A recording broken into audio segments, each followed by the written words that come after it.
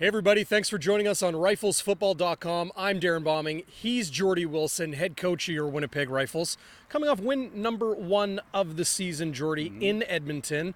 And you guys were in control for the majority of that game, hung on at the finish. Walk us through how that one went for your club. that would be exactly what happened. I mean, it was crazy.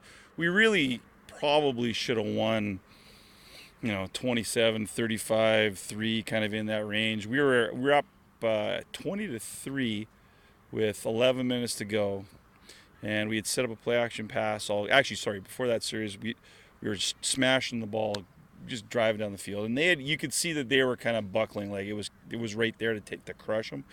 And one of our young guys just fumbled at the end of the run as he was going to the ground, turned the ball over. Defense did a good job, got a 2-and-out. We got the ball back. Again, we had been setting up this play action pass, and we had a home run. The guy was wide open, and the quarterback threw a good ball. Unfortunately, for whatever reason, our receiver wasn't running full speed, and it just kind of went right just past him. It was a walk-in TD. It would have been, again, lights out, would have been done. And then the very next play, like I said to Coach Baczynski, our special teams guy, said, well, you know what, we're out there 40, so we're going to punt here. And our quarterback threw a terrible interception. It was terrible. It was just like, what are you doing, kind of interception. And then, they started getting some momentum. And then all of a sudden, right after that, we had a sack on the quarterback, got a face mask on the play.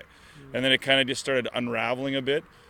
And then we kind of hung on. And, the one thing that was good, both Bryson, our quarterback, and Luke McMillan, our punter, did a good job in the fourth quarter of milking the clock down, because if they hadn't have done that, we would have been in big trouble at the end. So we did, from that perspective, clock management was good. But the other thing is we need to understand, once you get inside 3 minutes, how the clock in Canada works. It's not Madden.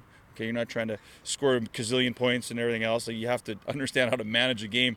And those are some things, situational stuff, that we have to talk to the kids. And we talked about them on Tuesday with the meeting with them, just to try to clean it up, because they're so young and so inexperienced. They don't get a lot of that stuff. So that's some things that we worked on. We've been working on this week and kind of getting ready for next week. That said, Coach, you feel your team is growing and headed in the right direction. Are they learning? Oh, yeah. I mean, without question, we've got better every week. I mean, even though we got annihilated in Regina, our guys are getting better. You can see it. And I think, as I said in the little tweet at the end of the game, not bad for a bunch of 19-year-olds, because that's what we are. Yeah. We're a bunch of 19-year-olds. So the thing is, the kids are getting better. I mean, injuries have been, oh my God, it's like a MASH unit around here. So we have to overcome that. We have to overcome our youth. But they're getting better, and they believe in themselves. So, I mean, that's half the battle, right? So we're looking forward. The Huskies are going to be a big challenge, no question. But we're really looking forward to them. Tell us about that challenge that is the Edmonton Huskies. A win over the Edmonton Wildcats in Edmonton. Now Edmonton Huskies come to town.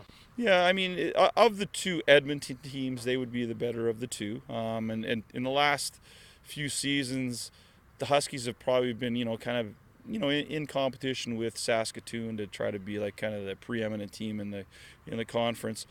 They're not as they've been impacted much like a lot of the teams have by COVID. At least it appears when I'm looking at their roster.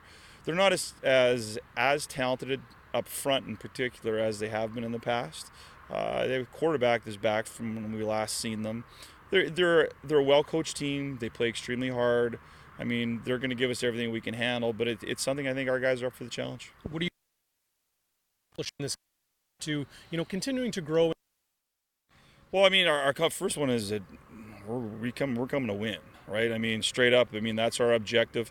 And again, obviously, we want to keep getting better, which is important to us. But it's still last week we played with it, but we still need to get our toughness quotient up a bit.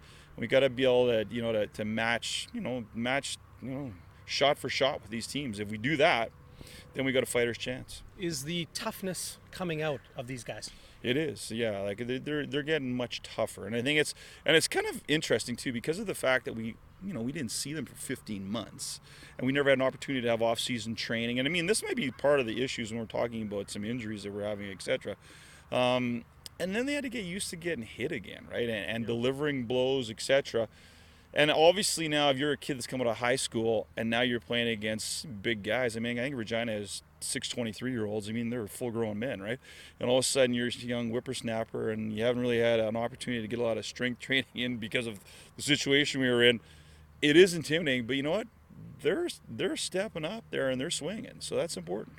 So we're looking forward to Sunday kickoff, 1 o'clock Central Time, Winnipeg Rifles against the Edmonton Huskies. A couple notes to remember if you plan on coming to the game. Manitoba Harvest, formerly Winnipeg Harvest, or Harvest Manitoba, I believe it's called.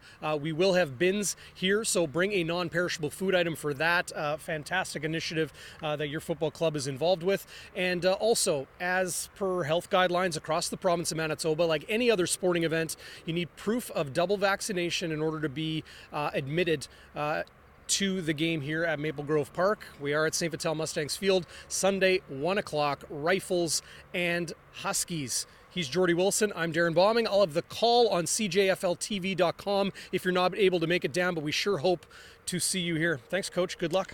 Thank you. Rifle up.